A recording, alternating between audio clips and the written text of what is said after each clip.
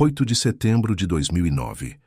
Era para ser apenas mais uma manhã comum no campus da Universidade Yale, uma manhã que começava como tantas outras, mas que terminaria se transformando em um dos casos criminais mais perturbadores da história da instituição. Pouco depois das 9 horas da manhã, uma câmera de segurança registrou uma jovem de aparência delicada entrando em um dos edifícios mais importantes do campus. Ela carregava consigo apenas o necessário para mais um dia de trabalho. Nada naquela imagem sugeria perigo. Nada indicava que aquela seria a última vez que ela seria vista viva. Seu nome era Annie Lea. Ela tinha apenas 24 anos. 5 dias depois, deveria estar caminhando até o altar para se casar com o homem que amava. Mas isso nunca aconteceria, porque depois daquela manhã Annie simplesmente desapareceu. E o que os investigadores descobririam nos dias seguintes revelaria um crime tão brutal quanto difícil de compreender.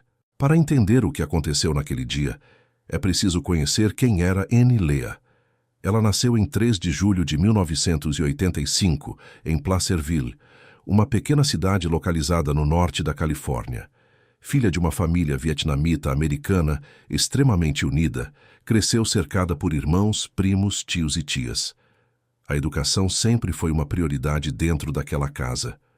Os pais trabalhavam duro para oferecer oportunidades que eles próprios jamais tiveram. E desde muito pequena, Annie demonstrava que faria bom uso de cada uma dessas oportunidades. Enquanto muitas crianças se distraíam facilmente, ela passava horas lendo, estudando e fazendo perguntas. Perguntas sobre tudo, como as coisas funcionavam, por que aconteciam, o que existia além do que podia ser visto. A curiosidade parecia infinita, mas não era apenas inteligente. Ela também possuía uma personalidade marcante. Amigos a descreviam como alegre, divertida e cheia de energia. Seu irmão, Chris, diria mais tarde que muitas pessoas não percebiam isso imediatamente, por causa de sua aparência pequena e delicada. Mas, segundo ele, havia algo surpreendente por trás daquela aparência tranquila. Um espírito forte, determinado, corajoso, quase indomável. Na escola, seus resultados eram impressionantes. No ensino médio, foi escolhida para fazer o discurso de formatura. No anuário da escola, recebeu um título curioso. Foi apontada como a pessoa com mais chances de se tornar a próxima Einstein. Não era apenas um elogio. Muitos realmente acreditavam nisso. Após concluir os estudos, Annie ingressou na Universidade de Rochester. Lá estudou biologia celular do desenvolvimento e antropologia médica. Foi durante esse período que ela encontrou 2 coisas que mudariam sua vida. A primeira foi sua paixão definitiva pela pesquisa científica. A segunda foi Jonathan Widawski.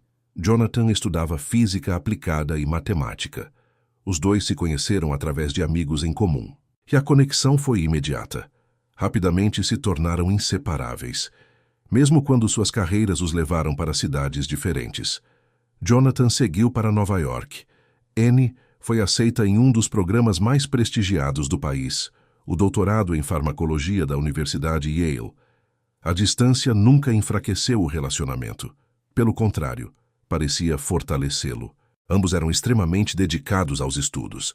Ambos sonhavam com grandes realizações. E ambos imaginavam um futuro juntos. No início de 2009, Jonathan fez o pedido. Annie aceitou. O casamento foi marcado para 13 de setembro. Faltavam apenas 5 dias. 5 dias separavam Annie do momento mais feliz de sua vida. Ela não tinha como saber, mas aquele futuro já estava sendo roubado dela. Na manhã de 8 de setembro, Annie chegou ao campus como sempre fazia. Primeiro foi ao seu escritório no Sterling Hall of Medicine.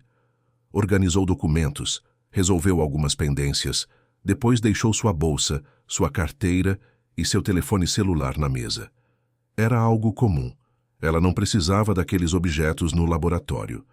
Pegou apenas seu cartão de identificação, então caminhou em direção ao edifício Amistad, um dos centros de pesquisa mais importantes de Yale.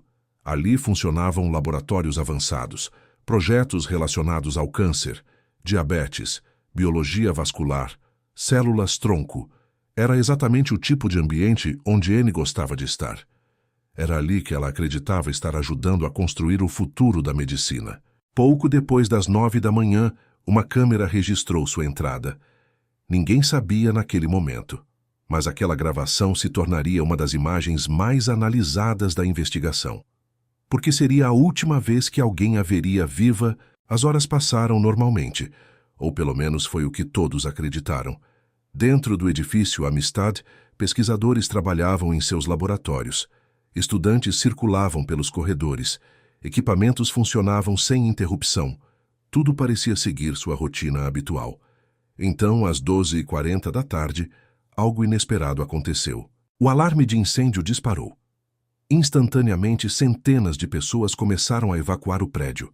As câmeras externas registraram funcionários saindo pelas portas. Pesquisadores, técnicos, estudantes, todos deixando o edifício. Mais tarde seria descoberto que não havia incêndio algum. Mas naquele momento, ninguém sabia disso. Era apenas mais um procedimento de segurança. Ou pelo menos parecia ser. Enquanto isso, a vida seguia normalmente do lado de fora. Até que chegou a noite. E Anne não voltou para casa. Inicialmente, suas colegas de quarto não ficaram alarmadas. Ela era uma pesquisadora dedicada. Talvez estivesse trabalhando até mais tarde. Talvez tivesse algum compromisso. Talvez tivesse encontrado alguém para conversar. Mas conforme as horas avançavam, o desconforto começou a crescer. Às 7 da noite, a preocupação já era real. Ninguém conseguia falar com ela. Seu celular não atendia. Nenhuma mensagem era respondida. Nenhum retorno acontecia. As colegas começaram então a fazer ligações. Colegas de laboratório, professores, orientadores, amigos, conhecidos. A resposta era sempre a mesma. Ninguém tinha visto Anne. Ninguém tinha falado com ela. Ninguém sabia onde ela estava. Nem mesmo Jonathan. O homem que deveria se casar com ela dali a poucos dias. Quando Anne também não apareceu para uma aula noturna, que jamais costumava faltar, todos entenderam que algo estava errado. Muito errado. Às 9 da noite, a polícia do campus foi acionada. Inicialmente, algumas pessoas consideraram uma hipótese simples. Talvez ela tivesse decidido desaparecer temporariamente. Talvez estivesse nervosa com o casamento. Mas essa teoria durou pouco. Os investigadores encontraram seu escritório. E o que viram eliminou quase imediatamente qualquer possibilidade de desaparecimento voluntário. Seu celular estava lá. Sua bolsa estava lá. Sua carteira estava lá. Tudo havia sido deixado para trás. Ninguém que pretende fugir simplesmente abandona todos os seus pertences daquela forma. Especialmente alguém como Anne, organizada, responsável, metódica. Os investigadores seguiram então para o último local onde ela havia sido vista. O edifício Amistad. Laboratórios foram examinados, corredores foram percorridos, salas foram abertas. Mas Anne não estava em lugar nenhum. Era como se tivesse desaparecido dentro do próprio prédio, sem deixar rastros, sem testemunhas, sem explicações. E então veio a descoberta que transformaria um desaparecimento preocupante em um mistério aterrorizante. Na manhã seguinte, policiais começaram a revisar as gravações de segurança. Eles localizaram facilmente o momento em que Anne entrou no prédio às 9 horas. Depois procuraram pelas imagens dela saindo. Nada. Verificaram novamente. Nada. Analisaram todas as câmeras disponíveis. 1, 2, 10, 20, 70. Nada. Anne simplesmente não aparecia. Nenhuma câmera registrava sua saída. Nenhuma. A conclusão parecia impossível, mas era inevitável. Se ela entrou e nunca saiu, então ela ainda deveria estar lá dentro. E naquele momento, ninguém imaginava que a resposta para o desaparecimento de Anne estava muito mais próxima do que todos acreditavam. Muito próxima. Escondida dentro do próprio edifício onde ela havia entrado naquela manhã. E onde alguém já trabalhava desesperadamente para garantir que ela jamais fosse encontrada. Enquanto a cidade de New Haven acompanhava com crescente preocupação o desaparecimento de Annie Lea, os dias passavam sem qualquer sinal dela. A cada manhã, Familiares acordavam esperando receber uma ligação. A cada noite iam dormir com mais perguntas do que respostas.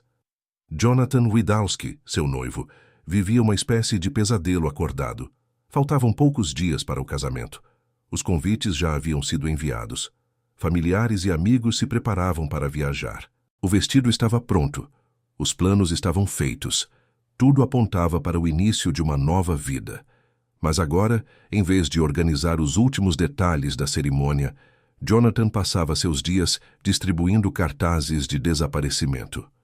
A mulher com quem ele sonhava construir uma família simplesmente havia desaparecido. Sem explicação, sem despedida, sem deixar qualquer pista. Enquanto isso, a polícia ampliava as buscas.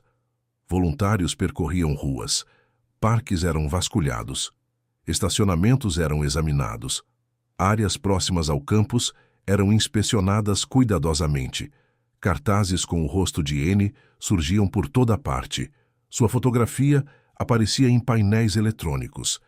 Reportagens eram exibidas na televisão. O caso começava a chamar a atenção nacional, mas nenhuma informação relevante surgia. Era como se Annie tivesse desaparecido da face da Terra, e quanto mais os investigadores analisavam as evidências, mais uma conclusão se tornava impossível de ignorar. Tudo apontava para o edifício Amistad. Ela entrou, mas nunca foi vista saindo. Os investigadores retornaram inúmeras vezes ao prédio, percorreram laboratórios, examinaram corredores, abriram salas técnicas, verificaram depósitos, inspecionaram escadas, mas continuavam sem encontrar nada.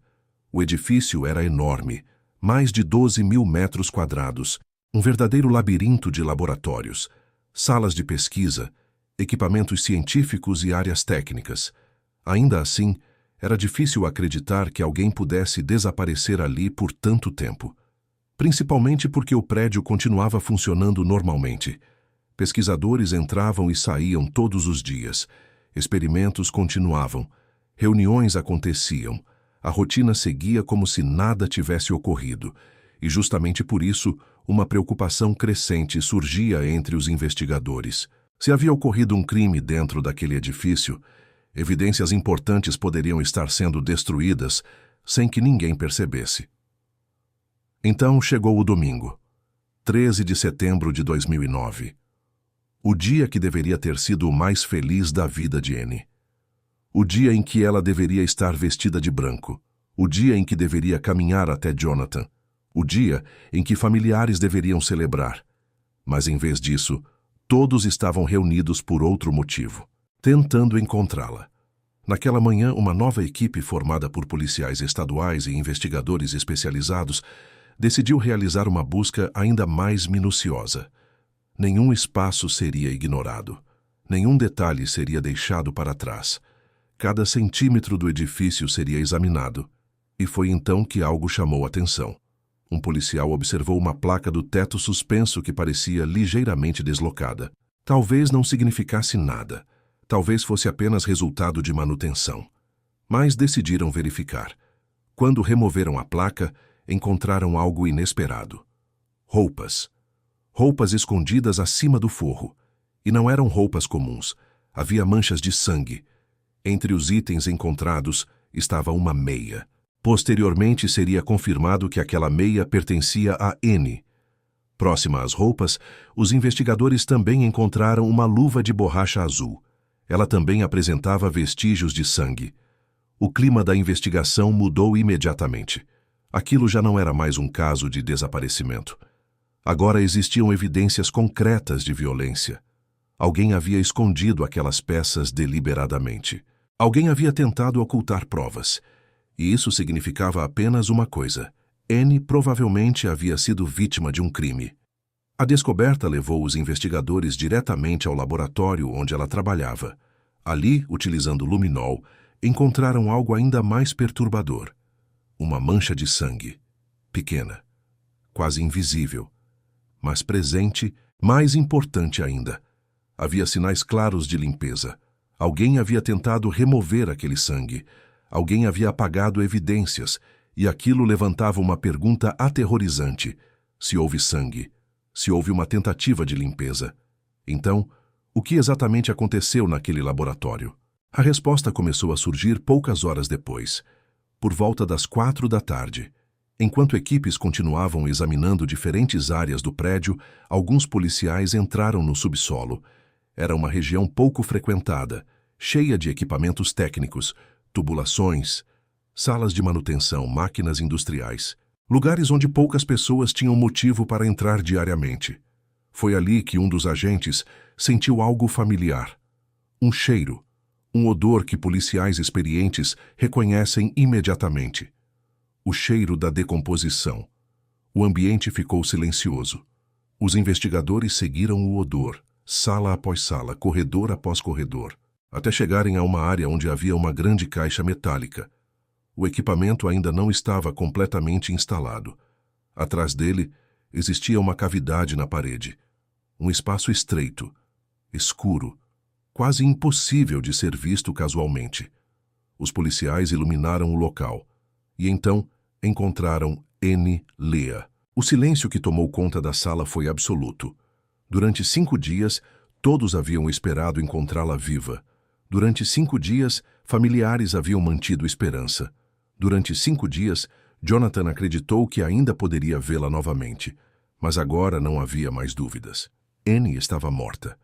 E a forma como seu corpo havia sido escondido revelou imediatamente a brutalidade do crime. Por causa de sua baixa estatura e constituição física extremamente pequena, alguém conseguiu colocá-la naquele espaço apertado. Mas havia algo ainda mais perturbador. Posteriormente, a autópsia revelaria que diversos ossos de seu corpo estavam quebrados. Aquilo significava que força extrema havia sido utilizada. Seu assassino não apenas tentou escondê-la, ele a tratou com uma violência chocante. Quando os peritos iniciaram os exames, novos detalhes surgiram. Detalhes que transformariam o caso em algo ainda mais horrível. Annie ainda vestia seu jaleco de laboratório. As roupas indicavam que ela provavelmente estava trabalhando quando foi atacada. Mas outras evidências revelavam sinais claros de agressão sexual.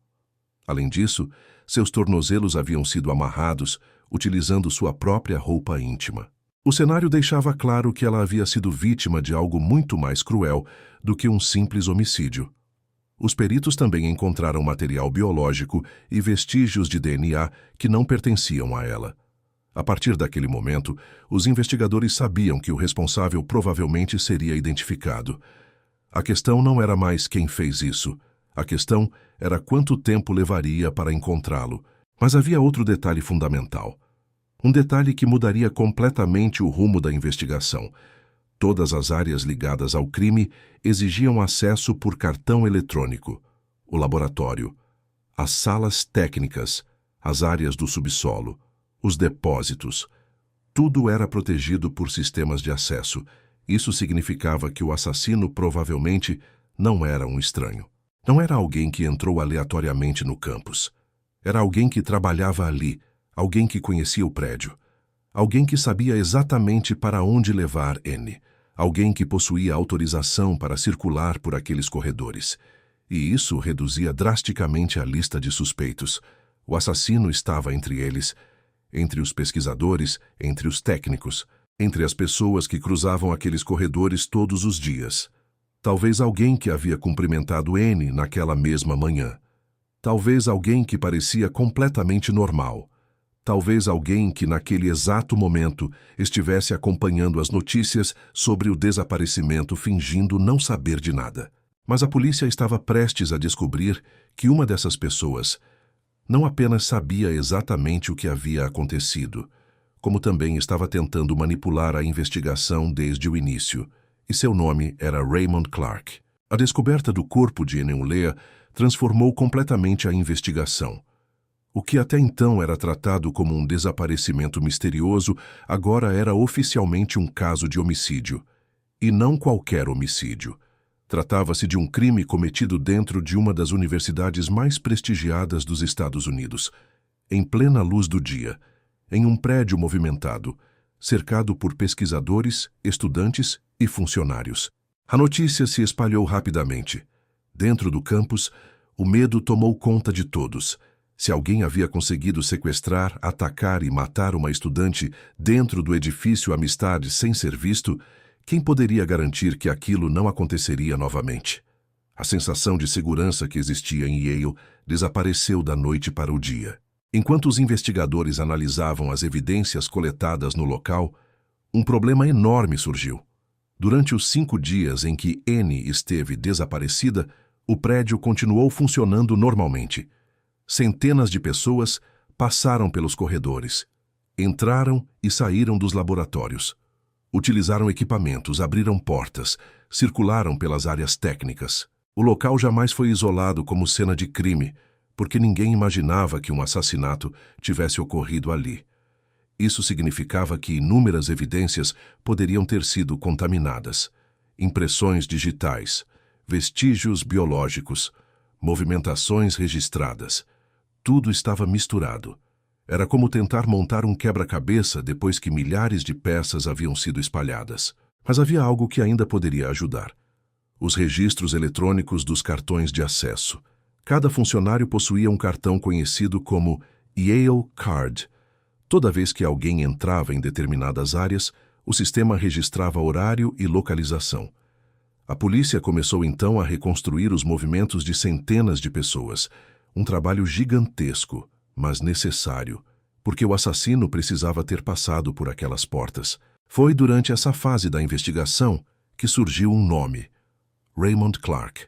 A princípio nada parecia extraordinário. Ele tinha 24 anos. Trabalhava como técnico de pesquisa. Não era estudante, mas passava grande parte do tempo dentro do edifício Amistad, inclusive em laboratórios próximos ao de Annie. Ele a conhecia. Sabia quem ela era. Sabia onde trabalhava. Sabia sua rotina. E, curiosamente, Raymond parecia extremamente interessado na investigação. Mais interessado do que a maioria das pessoas. Na verdade, interessado demais. Pouco tempo depois da descoberta do corpo, Raymond procurou voluntariamente os investigadores. Ele se apresentou disposto a ajudar. Disse que possuía informações importantes, informações que poderiam esclarecer o desaparecimento. Inicialmente, os policiais ouviram atentamente. Qualquer pista poderia ser valiosa, mas rapidamente algo começou a parecer estranho. Raymond afirmou ter visto Annie deixar o prédio antes do alarme de incêndio. Segundo ele, ela havia saído normalmente. Era por isso que não aparecia durante a evacuação.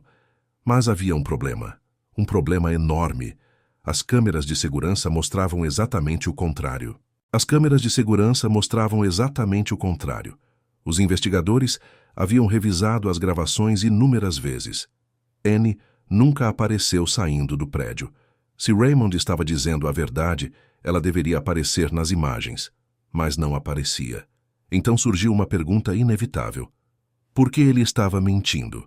A partir daquele momento, Raymond passou a chamar atenção. E quanto mais os investigadores aprendiam sobre ele, mais preocupantes as informações se tornavam. Colegas de trabalho começaram a relatar comportamentos estranhos. Embora muitos o descrevessem como educado e trabalhador, também existiam relatos de um lado muito diferente. Segundo várias pessoas, Raymond tinha uma personalidade extremamente controladora. Gostava que tudo fosse feito exatamente da maneira que considerava correta. Quando alguém cometia um erro, ele não reagia bem. Frequentemente criticava colegas, corrigia pessoas de forma agressiva, demonstrava irritação quando suas orientações não eram seguidas. E havia relatos ainda mais preocupantes. Uma antiga namorada afirmou que, após o término do relacionamento, Raymond enviou mensagens ameaçadoras. Passou a persegui-la e chegou a demonstrar comportamento violento. Os investigadores começaram a enxergar um padrão: controle, obsessão, raiva, comportamentos que agora pareciam muito relevantes. Então vieram os registros eletrônicos. E eles revelaram algo extremamente importante. Na manhã de 8 de setembro de 2009, Raymond utilizou seu cartão de acesso diversas vezes no laboratório G13, exatamente o laboratório onde Annie trabalhava, exatamente o local onde o sangue dela havia sido encontrado. A coincidência era impossível de ignorar. Agora, ele já não era apenas uma pessoa que mentiu para a polícia. Ele estava diretamente ligado ao cenário do crime. Raymond foi levado para interrogatório, e imediatamente os investigadores notaram algo. Havia arranhões visíveis em seu rosto, também em seus braços. Quando perguntaram sobre as marcas, ele respondeu rapidamente. Disse que haviam sido causadas por seu gato. Mas os policiais não ficaram convencidos. A explicação parecia ensaiada, automática, como se estivesse pronta há dias. E naquele momento, os investigadores já começavam a suspeitar que aqueles ferimentos poderiam ter uma origem muito diferente. Talvez uma luta, talvez resistência, talvez os últimos esforços desesperados de Annie para sobreviver. Enquanto isso, os laboratórios forenses trabalhavam sem parar.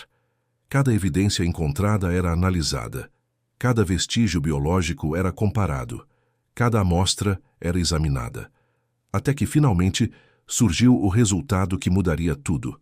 O DNA encontrado no corpo de Annie, o DNA encontrado em suas roupas e o DNA recuperado de outras evidências. Tudo apontava para a mesma pessoa. Raymond Clark. Não havia dúvidas, não havia ambiguidades, não havia espaço para erro. A ciência havia falado, e a ciência apontava diretamente para ele. A partir daquele momento, a investigação deixou de ser uma busca por um suspeito. Agora era uma tentativa de entender exatamente o que havia acontecido. Os investigadores começaram a reconstruir as últimas horas de vida de Annie peça por peça, minuto por minuto.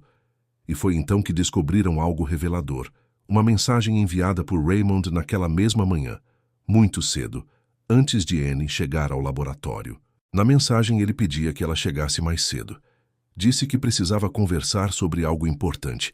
Aquilo mudou completamente a perspectiva do caso. Agora parecia claro que o encontro não havia sido acidental. Raymond queria vê-la. Raymond a chamou até o laboratório.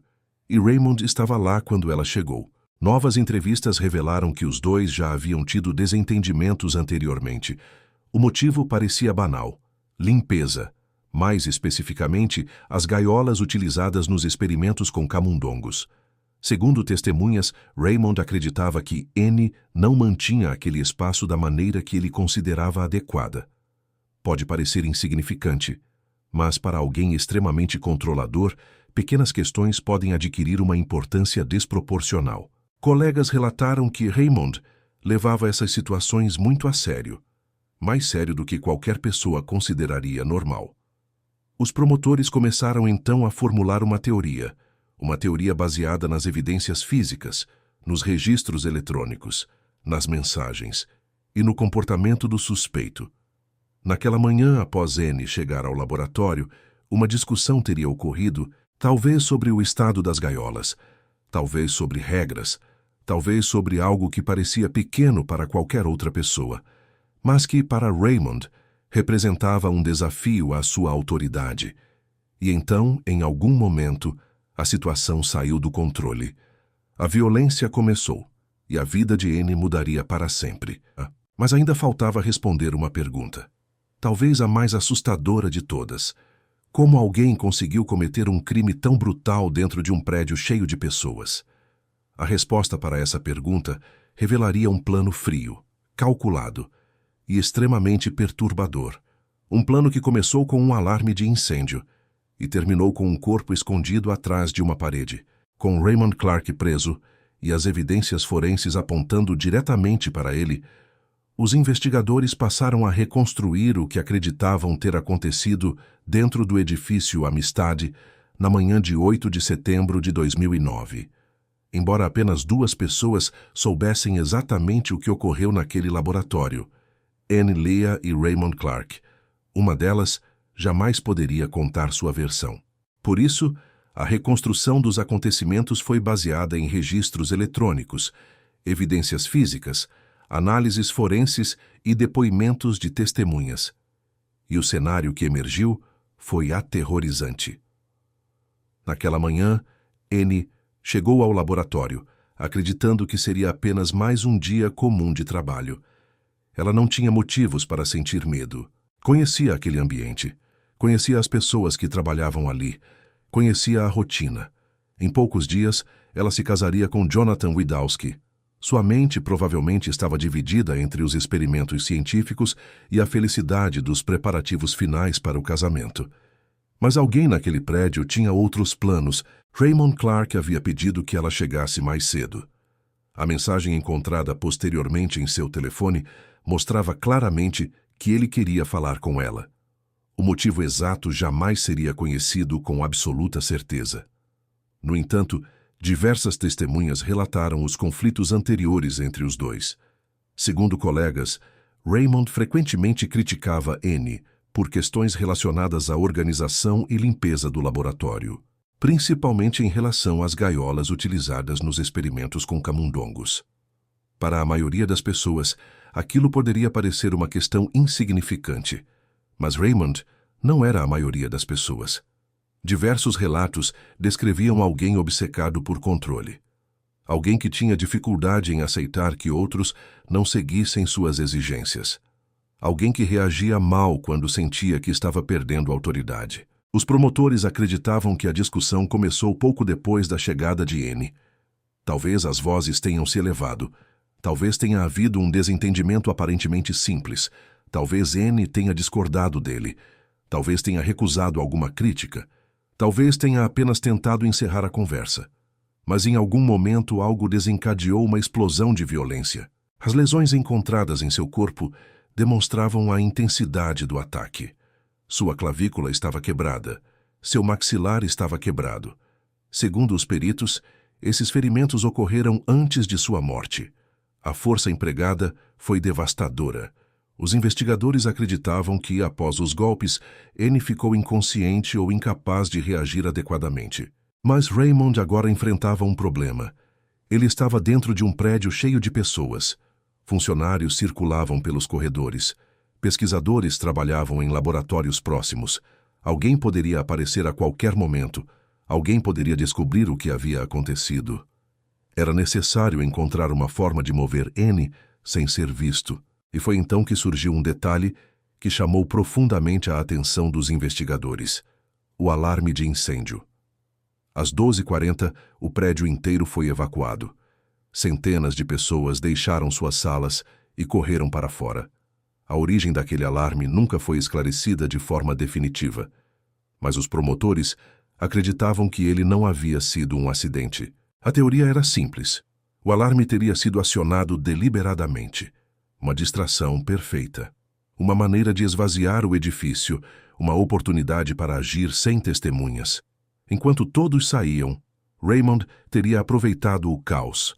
Utilizando um grande carrinho metálico, ele teria transportado Anne pelos corredores até o subsolo. Uma região isolada do prédio. Um lugar onde poucas pessoas costumavam entrar. Os registros eletrônicos mostravam algo importante. Naquele período, Raymond utilizou seu cartão de acesso para abrir diversas portas em diferentes áreas do subsolo. Os investigadores acreditavam que ele procurava um local adequado para esconder o corpo. Um lugar onde ninguém olharia. Um lugar onde pudesse ganhar tempo. Talvez dias, talvez semanas, talvez para sempre. Mas havia um problema.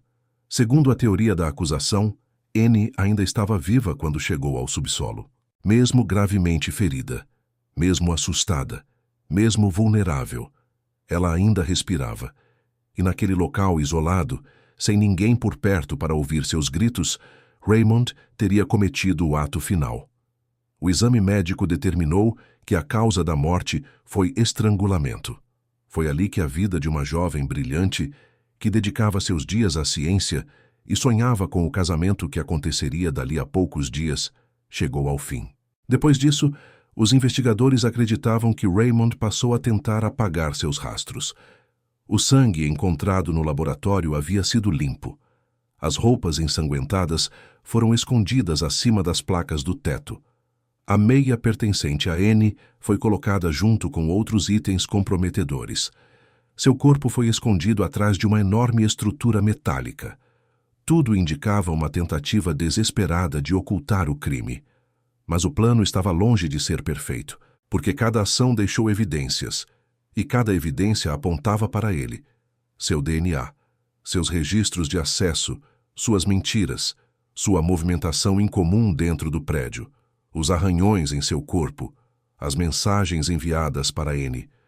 Tudo formava um quadro praticamente impossível de contestar. Ainda assim, quando compareceu pela primeira vez ao tribunal em janeiro de 2010, Raymond Clark declarou-se inocente. Para os familiares de Annie, aquilo foi mais um golpe doloroso. Eles já haviam perdido uma filha, uma irmã, uma noiva, uma amiga, e agora precisavam enfrentar um longo processo judicial. Mas à medida que os meses passavam, o peso das evidências se tornava esmagador. Os promotores possuíam um caso extremamente forte. Os resultados de DNA eram contundentes, as provas circunstanciais eram numerosas, os registros eletrônicos eram detalhados, e as contradições nas declarações de Raymond apenas fortaleciam a acusação. Com o julgamento se aproximando, sua estratégia mudou. Eventualmente, Raymond Clark aceitou um acordo. Ele se declarou culpado pelo assassinato de Annie Leah e pela agressão sexual cometida contra ela. Foi uma admissão que encerrou qualquer dúvida jurídica sobre sua responsabilidade. Mas não trouxe respostas para uma das perguntas mais importantes. Por quê? Por que ele fez aquilo? Por que uma discussão aparentemente banal terminou em uma tragédia tão brutal? Por que alguém destruiria a vida de uma jovem que estava prestes a começar um novo capítulo de felicidade? Raymond nunca forneceu uma explicação completa, nunca revelou claramente seus pensamentos, nunca ofereceu uma justificativa compreensível e talvez nunca ofereça. A sentença foi anunciada: 44 anos de prisão. Uma punição que praticamente garantiria que ele passaria grande parte de sua vida atrás das grades. Enquanto isso, para a família de Annie, nenhuma sentença poderia realmente reparar a perda. Nada devolveria os sonhos interrompidos. Nada devolveria os anos que ela deveria viver. Nada devolveria o casamento que nunca aconteceu. Nada devolveria a pesquisadora brilhante que talvez tivesse feito descobertas importantes para a medicina. Nada devolveria a filha que os pais criaram com tanto amor. Hoje, mais de uma década depois, o caso de Annie Leah continua sendo lembrado como um dos crimes mais chocantes já ocorridos dentro de uma universidade americana. Não apenas pela brutalidade, mas pelo contraste doloroso entre quem ela era e a forma como sua vida terminou. Annie dedicava seus dias a estudar doenças, a buscar conhecimento, a tentar melhorar o futuro de outras pessoas. Era admirada por professores, respeitada pelos colegas, amada por amigos e familiares. Ela tinha apenas 24 anos e estava a 5 dias de realizar um dos maiores sonhos de sua vida. Mas na manhã de 8 de setembro de 2009, ela entrou no edifício Amistad, acreditando que seria apenas mais um dia comum. E nunca mais voltou para casa. Seu nome continua sendo lembrado. Sua história continua sendo contada. E sua memória permanece viva através das pessoas que a amavam e que se recusam a permitir que ela seja lembrada apenas pelo crime que tirou sua vida. Porque antes de ser uma vítima, Annie Leah era uma jovem extraordinária, e esse é o legado que aqueles que a conheceram desejam preservar para sempre.